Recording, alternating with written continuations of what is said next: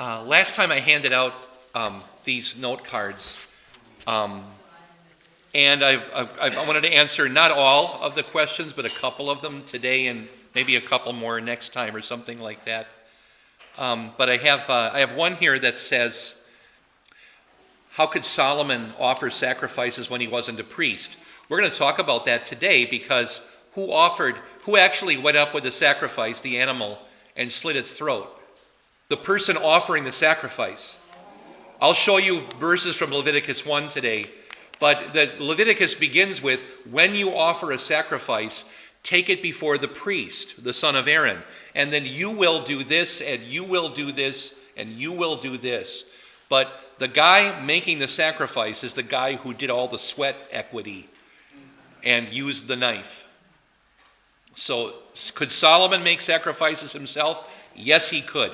Did Solomon make all of those 120,000 I don't think he made all of them, but he probably paid for them.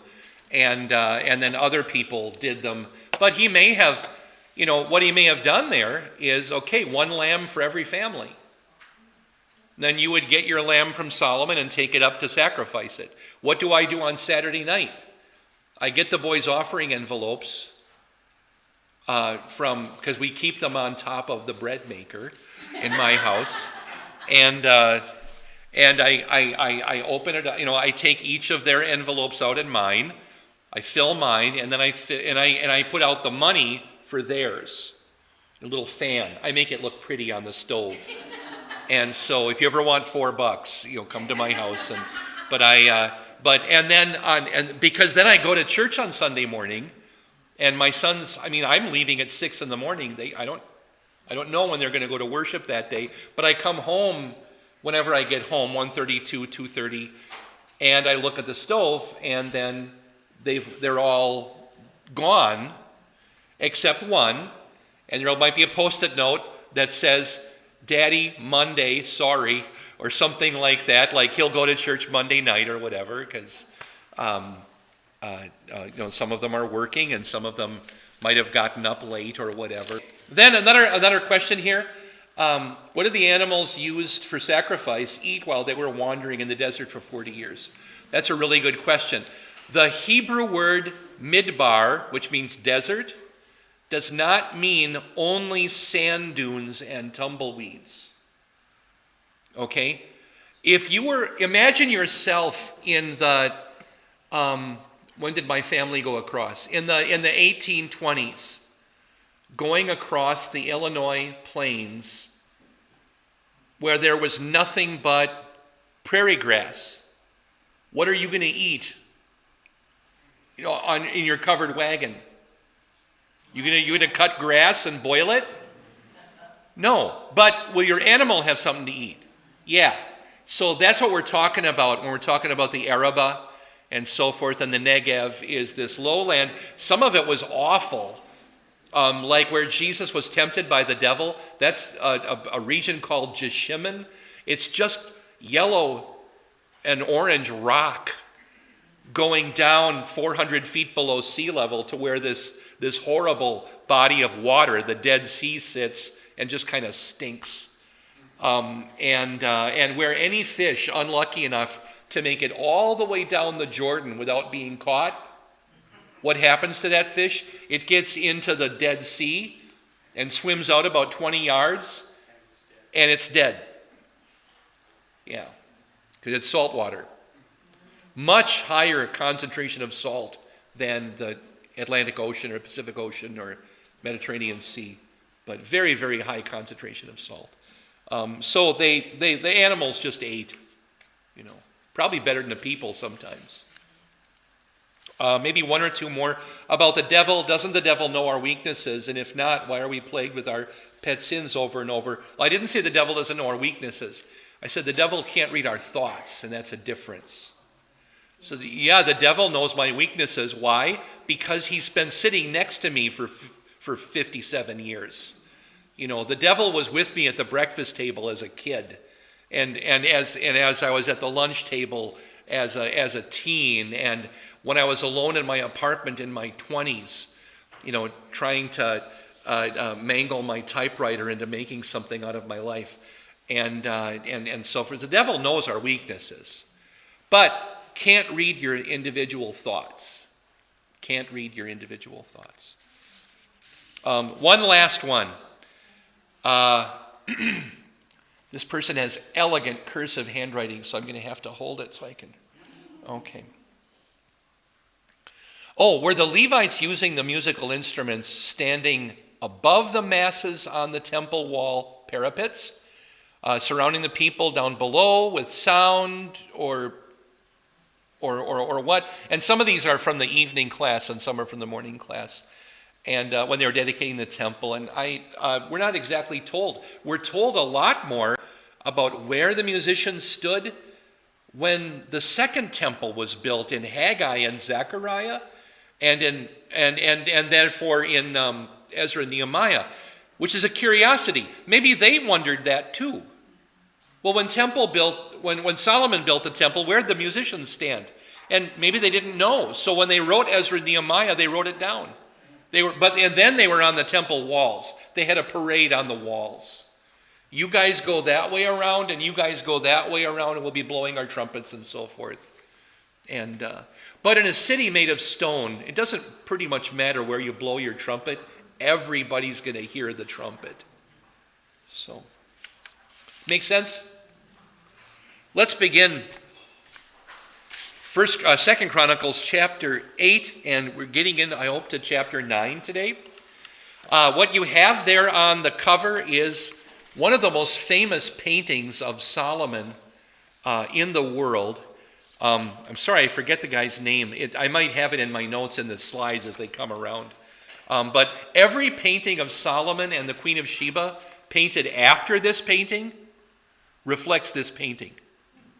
It's one of those. So like Michelangelo's Last Supper. Everybody after Michelangelo basically redoes Michelangelo. Chapter 8. At the end of the 20 years during which Solomon had built the house of the Lord and his own house. How many years? 20. Solomon reigned 40 years. So simple math. How much of Solomon's reign was taking up building his palace? Half. And he started 4 years in. Now those two details give us a chronology, don't they? So I've got some chronology for you on the sheet here. So Solomon also rebuilt the cities that Hiram had given to him, and he settled the Israelites in them. So the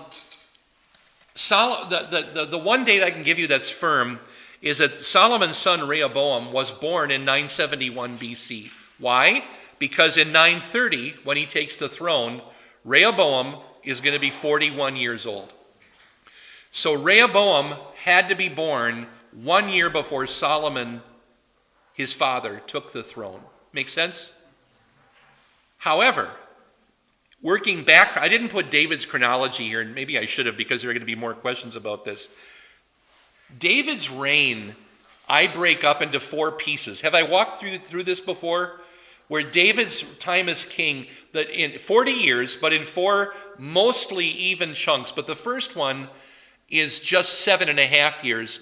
David was king in a city called Hebron before he captured Jerusalem. 7.5 years in Hebron. Now the other 33 years, David is king, or 32.5 years, David is king in Jerusalem, and those break up into 3 mostly even chunks. The first of those 10 years, or 11, whatever it is most of David's wars. The wars against the Philistines, especially the Moabites and the Ammonites.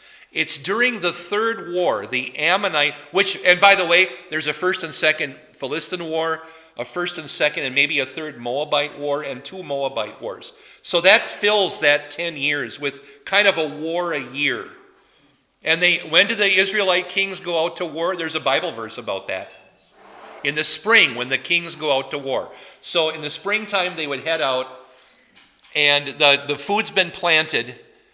And so now while the grain is growing and there's not much to do back on the farm because there's no tractors to fix, then you can go out and go to war for a while. And maybe your son will come back and take care of the farm or whatever. But so in the end of that second decade of David's time on the throne, the first decade in Jerusalem, the army told David not to come anymore because they were vulnerable. If they attacked, they say, David, you're worth 1,000 of the rest of us, and if they get you, we're all done for, so stop coming. So David stays at home, and I'm estimating, because of the rest of the chronology, it has to be about that year that David doesn't get to go to Rabbah, the capital of Ammon. And so staying at home, he's on his rooftop, he's bored, he looks behind the house, and there's this girl taking a bath next door. And that's the Bathsheba incident, which I believe ends that second decade, the first decade of David in Jerusalem. The middle decade of David in Jerusalem, which begins now with some bad stuff, because now some of his kids from when he was king back in Hebron, now that was 7 years, and now 10 more years have gone by, or 11, and so now some of those kids are getting to be how old? 17, 16. When do kids start getting into trouble? And really bad trouble? One of David's sons, Amnon, rapes his half-sister, Tamar. Nasty stuff in the palace. Make sure your kids have summer jobs. If they're bored. The rest of that decade is taken up entirely with the story of Absalom, because Tamar's brother is Absalom, and he's going to get revenge. He has to go away for a while. He comes back. He kills Amnon. Then he has to leave again. And then he comes back. And then there's a rebellion. And then there's this battle in the forest of Ephraim. And he gets his hair caught in the tree. And the death of Absalom ends that third decade now of David's reign. And now, meanwhile, David, during the Absalom period, David and Bathsheba, she got pregnant, right? And what happened to that first child? It was a son? Died. Then she has 4 more sons. The 4th son is Solomon. Now, 10 years after Absalom's death is Adonijah's rebellion, and David dies of old age, and Solomon becomes king. How old is Solomon? You see, not very old? Good for you. In the chronology, I can't get Solomon to much older than 16 when he takes the throne. Unless 2 of his brothers are twins, if the list of the 4 brothers is chronological, and it always is otherwise, then I'm kind of thinking Solomon, he's the youngest of the sons, he's the most promising of David's sons. Bathsheba gets David to name him successor, and God chooses him as successor. But Solomon's not all that, which means that when Solomon is 16, or 15 rather, Rehoboam is born. And so he's 14 or early 15s when he gets married to his wife. And so if you start dipping your toe into this chronology business, you better be prepared to work hard at it for a while to figure this stuff out. But that's what's on your sheet now, or rather where it takes us to your sheet. And now Solomon begins to reign at 970. He builds the temple in 966. That's a firm date, 4th year of his reign. 7 years afterwards, a week before the Day of Atonement happens, they consecrate the temple. That was last week's chapter, right? So that's 959 BC. The palace isn't completed until 946, 20 years after work began on the temple and the palace. And so, knowing that, when does the Queen of Sheba come to visit David? Is the temple done yet, or is it still in progress? But she marvels at the architecture. I'm kind of thinking maybe it was done. which makes this Queen of Sheba incident that we're coming up to in chapter 9 a very late incident in Solomon's reign, like between 946 and 930 when he dies. Well, chapter 8 is not about that. It's about this other woman, the Pharaoh's daughter, and we're going to come across this. But let's look at these cities. So Hiram, or Huram, king of Tyre, sold Solomon all of this wood, right? For this is the shoreline of Tyre and Lebanon. So Hiram gives Solomon all of this lumber for the temple and so forth, and workmen and all that. And we were told back then that Solomon gave Hiram 20 cities on the border, on the Phoenician border between Lebanon and Galilee. And the question is, why? And the speculation that I kind of agree with is that I think he went into debt. Solomon owed Hiram more money than he had at the time. He didn't have all the gold yet. He will have gold and so much silver that they stop even counting it. That's a lot of silver. It's like the stones being built up beside the church here because of the construction. But later on, Solomon gets money back. He's got this regular income of all of these tons of gold every year. And so I think he buys the cities back from Hiram. And Hiram was probably happier to get the money than what Hiram considered to be kind of rinky-dink nothing towns. Nothing against any village in the area. But, where I grew up, there was a small village that didn't even have a proper crossroads anywhere. It was just houses, and there was a school, and there was a church a couple miles away, and the town was called Decorah, Wisconsin. But when you would say, I'm going to Decorah, people would look at you funny, like, how do you go to Decorah? There's no place, whose house are you going to? And I wonder if the towns were kind of like that. But have you ever been playing Monopoly? And you've got some worthless, like some yellows or some oranges or something, and you sell them to your brother, and suddenly he's got hotels there? That's what happened to Hiram. Hiram sells these cities, these villages, these crossroads back to Solomon, and we're told here Solomon rebuilt the cities that Huram had given to him and settled Israelites in them. All of a sudden, Solomon has forts where once upon a time there had been, not even a school. So this is maybe was a little bit of a concern, but, too bad, so sad. You sold me the land back. Solomon went to Hamath Zobah and seized it. He built Tadmor in the wilderness and all the towns for storehouses in Hamath. This same map, this is Hamath. It's between the red lines is this mountain pass called Lebo Hamath, which means the entrance to Hamath. Hamath is up north, where all the uplands and the good trees and really good cow grazing land. It's sort of the left side of Bashan and some nice area, a lot of nice cities up there. And so if I can make you see this, Lebo Hamath, you see the bad green line I tried to draw this morning? That's going to the bottom of the route. And then up at the top of it is this city of Hamath. So the entrance of Hamath is the mountain pass. Hamath is the really nice city up at the top, and the fortress. Solomon captured that and took it. Then he built Upper Beth Horon and Lower Beth Horon as fortified cities with walls and barred gates. Beth Horon, this is what one of the towers still looked like when an artist visited there. This is a view from below looking at Upper Beth Horon.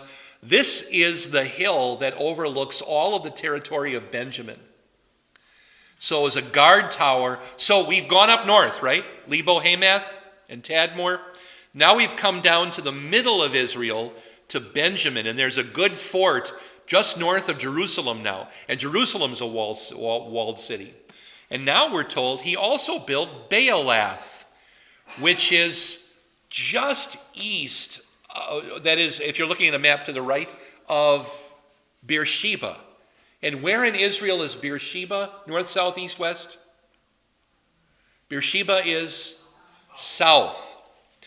And by the way, the ratio is 1-to-1. If you lay Israel on top of Minnesota, because they're the same size, and the Twin Cities are kind of where Jerusalem is. Beersheba is New Ulm. Okay, if that helps you a little bit with that.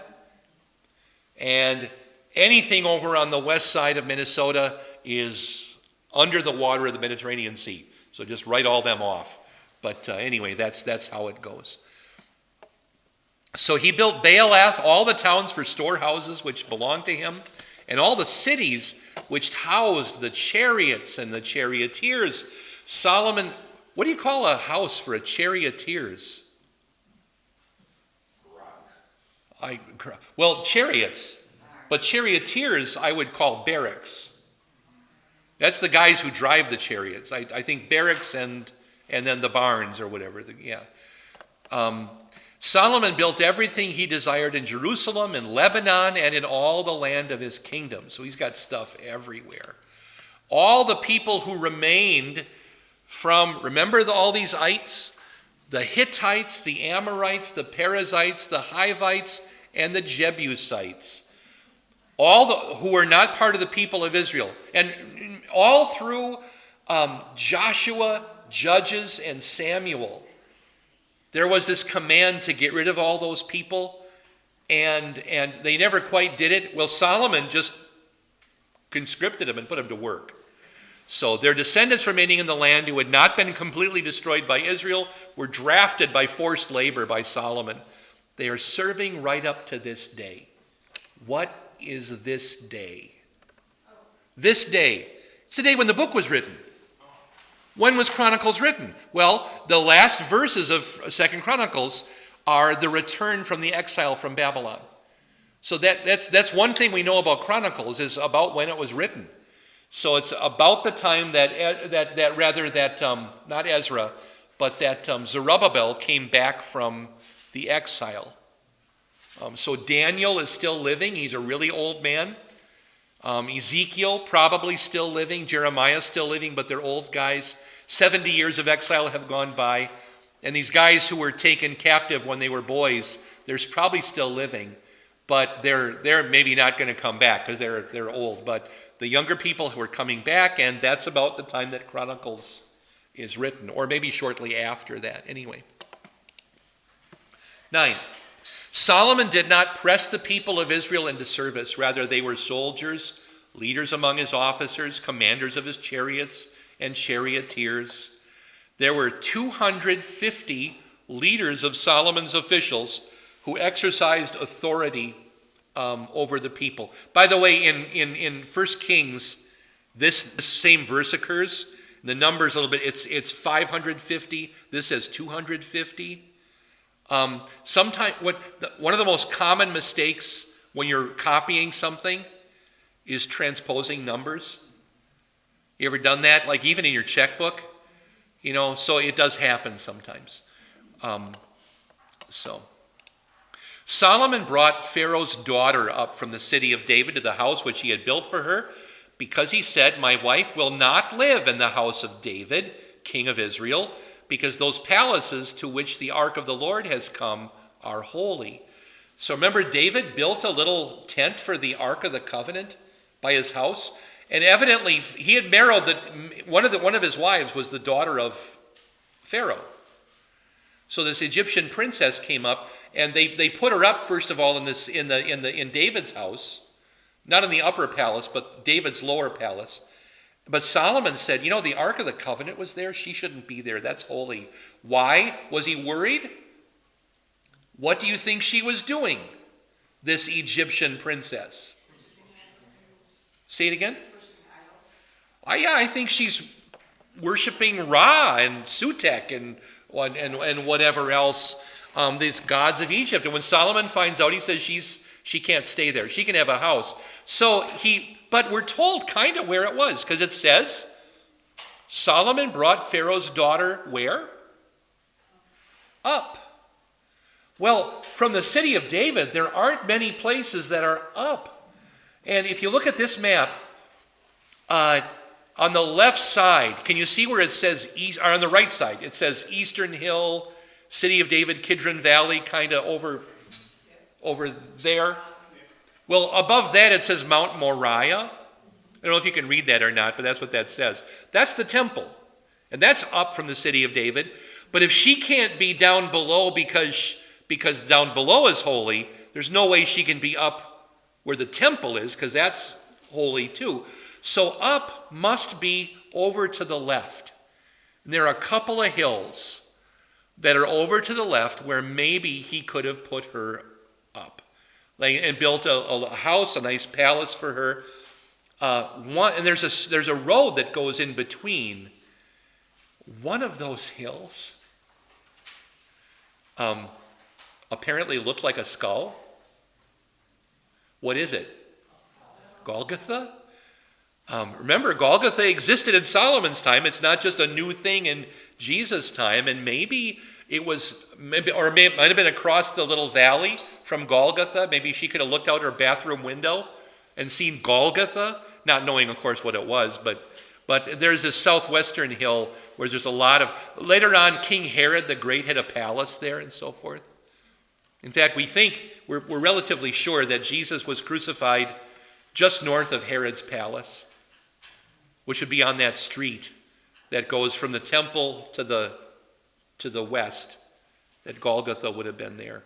And then right behind Golgotha, one of the reasons for that is that right behind it is a natural set of caves where they were doing quarrying work in the first century. And those quarries with natural caves get sold then as tombs. And the thought is that the traditional tomb of Jesus is about from Alan and Rachel back there to me, away from where the cross probably was. It's right there. So just yards away. And would have made sense also for the whole thing. Fits the whole story just ideally. Then another possibility is this lower hill over here that was above. Anyway, for up. And these are the two pharaohs in question, Siamun and then Suenes II. I don't know which one of these two would have had the daughter. Might have made more sense for it to be a daughter of Siamun, the earlier reigning pharaoh. This is actually, however, a statue of one of Suenes' daughters. Not necessarily Solomon's wife, but she was probably this girl's sister. And so just interesting that we actually have a carving of an individual alive at this time. But she has the typical Egyptian headdress and neckline and the skirt and so forth. What is she missing that you often see on Egyptian pharaohs, whether male or female? Beard. An Egyptian pharaoh who's a woman still gets a beard on her statues, because that's the sign of the pharaoh. At that time, Solomon offered whole burnt offerings to the Lord on the altar of the Lord, which he had built in front of the porch. That's that front part of the temple, in keeping with the day-by-day requirements for burnt offerings commanded by Moses, for the Sabbaths, for the new moons, and for the appointed festivals 3 times during the year, namely the festival of unleavened bread. That's Passover. What month does Passover happen usually? Late March, early April. Festival of Weeks. Feast of Weeks is Pentecost. Pentecost, usually June, right? Or Father's Day, if you want to think of it that way. And then the Festival of Shelters, or Tabernacles, which included the Day of Atonement, which is the September festival, or early October. Okay? And for those festivals, no matter what you are in Israel, Levite or layman, it's every guy goes to Jerusalem. Everybody went to Jerusalem to offer sacrifices for those festivals. We're told, by the way, in the story of Jesus' birth, Mary and Joseph regularly went up to Jerusalem for the festivals. So we know that is true for them too. These are those verses from Leviticus I said I would show you just briefly. Speak to the Israelites. This is Leviticus 1:2. Speak to the Israelites and say to them, when any of you brings an offering to the Lord, bring as your offering an animal from either the herd or the flock. If the offering is a burnt offering from the herd, he is to offer a male without defect. He must present it at the entrance of the tent of meeting, so it will be acceptable to the Lord. He is to lay his hand on the head of the burnt offering, and it will be accepted on his behalf to make atonement for him. This is the offerer.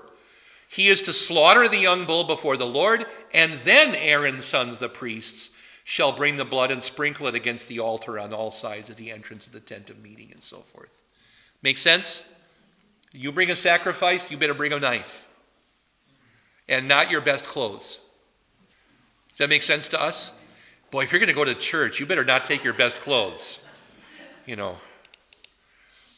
Solomon, back to Solomon. He appointed the divisions of the priests to serve according to the regulations of his father David, as well as the Levites for their offices of praise and service in the presence of the priest. We read all this in 1 Chronicles under David. In keeping with each day's requirement, he also appointed the gatekeepers by their divisions, gate by gate, because this was the command of David, the man of God. They did not turn aside from the king's command for the priests and the Levites concerning any matter, including the treasuries. Those two things will be issues later in the days of Solomon's successor and then his great-grandson. Or great-great-grandson. So all Solomon's work was accomplished from the day that the foundation of the Lord's house was laid until its completion. So the house of the Lord was finished. Then Solomon went to Ezion-Geber and to Elat on the shore of the sea in the land of Edom. I'm going to show you a map in a second. Huram sent him ships and experienced crews who knew the sea. They were under the direction of his officers. They went to Ophir, that's South or Central Eastern Africa, or Western Saudi Arabia. Makes sense? In there somewhere. So they went to Ophir with Solomon's crews, and from there they obtained 450 talents of gold and brought it to King Solomon. This is the map. Mediterranean Sea is up at the top left, the dark. This is a satellite picture. There is some red because of the time of year it is and when certain things are in bloom, and the satellite even picks that up here and there. But Ezion-Geber does it spin if I touch it like that? Yeah, see it? Pretty fancy. Okay, that's Ezion-Geber. Notice if Hiram sends ships from Lebanon, how do they get down to Ezion-Geber? The Nile is off to the left. It's not going to. And by the way, if you go down the Nile, you're in the Mediterranean. You have to go up the Nile to Victoria Falls. It's not going to take you anywhere. No, they had to sail all the way around Africa. They would have had to have circumnavigated Africa to get there. This wasn't a canal yet. When was the Suez Canal completed? Do you know? You know who built it? French. Napoleon Bonaparte. Excellent. Yeah, the French built the Suez. And what year is that?